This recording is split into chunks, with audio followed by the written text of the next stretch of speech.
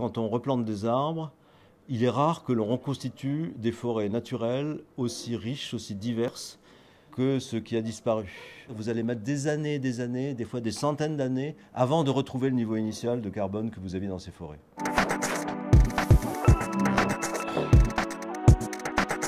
Je m'appelle Alain Carcinti, je suis chercheur, je suis économiste et je travaille depuis une trentaine d'années sur les problèmes d'environnement et de développement, et notamment beaucoup sur les forêts tropicales.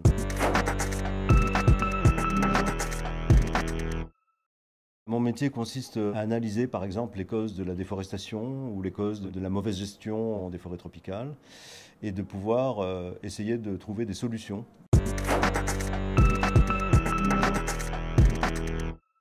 La déforestation, donc, c'est bien le changement permanent d'usage des terres, le changement à long terme d'usage des terres. C'est-à-dire que nous avons une forêt extrêmement diversifiée avec des centaines d'espèces. Et lorsque l'on change d'usage des terres, en général, d'abord on abat les arbres pour les vendre.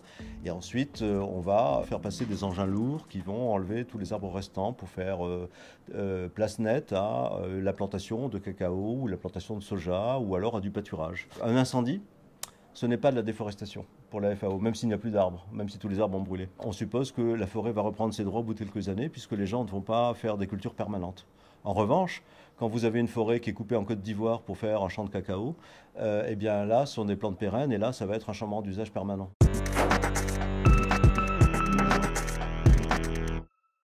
On va passer d'un espace extrêmement diversifié, du point de vue végétal, du point de vue animal, à des espaces artificialisés, avec une perte énorme en termes de biodiversité, puisqu'on aura une seule espèce de cacao, une seule espèce d'EVA, et l'usage de pesticides, très souvent, effectivement, qui va être associé.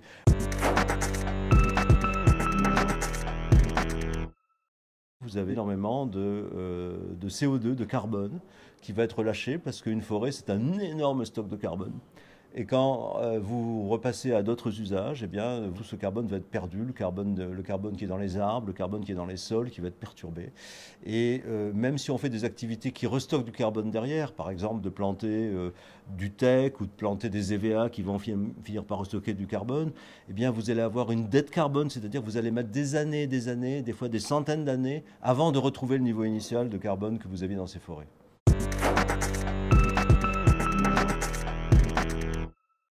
Il y a d'abord la démographie. Nous avons des espaces ruraux qui sont de plus en plus peuplés. Des gens qui ont de plus en plus d'enfants, qui ont besoin d'avoir des champs pour se nourrir, pour nourrir leurs enfants, pour assurer un patrimoine foncier à leurs enfants, donc ils vont déboiser des terres.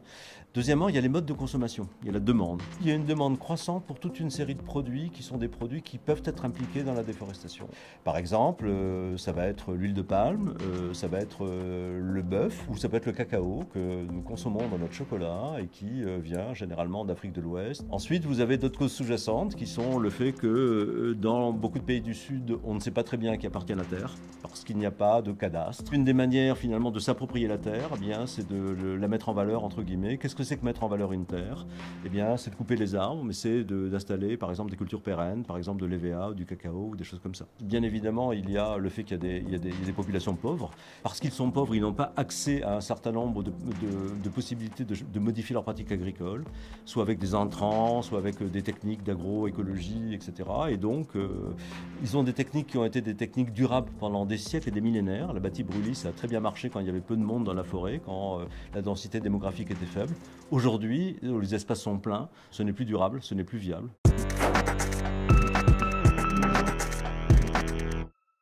Quand on replante des arbres, il est rare que l'on reconstitue des forêts naturelles aussi riches, aussi diverses que ce qui a disparu. Parce que ça va mettre des siècles. En général, quand on replante, pour des raisons d'efficacité économique, eh bien, on fait des champs d'arbres et donc on perd toute biodiversité. Ça, c'est le premier problème, c'est qu'on cherche généralement des essences à croissance rapide. Comme elles poussent vite, elles vont pomper énormément d'eau. Ça va assécher les nappes phréatiques, ça va acidifier les sols et ça va poser toute une série de problèmes. Moins les forêts sont diverses, plus elles sont inflammables, plus elles risquent de brûler, et plus elles risquent d'avoir des pathogènes. Donc ce n'est pas une solution miracle, effectivement, pour toutes ces raisons. Aujourd'hui, il y a beaucoup d'annonces qui sont faites sur les grandes plantations d'arbres, mais les taux de survie sont très faibles à long terme. Donc la résilience, c'est vraiment d'essayer de, le plus possible, laisser faire la nature, l'accompagner, et c'est probablement ce qu'on devrait faire plutôt que de passer avec des grandes annonces sur les plantations d'arbres telles qu'elles sont faites, qui sont beaucoup plus sur la communication, mais qui ont très très peu de chances d'être durables.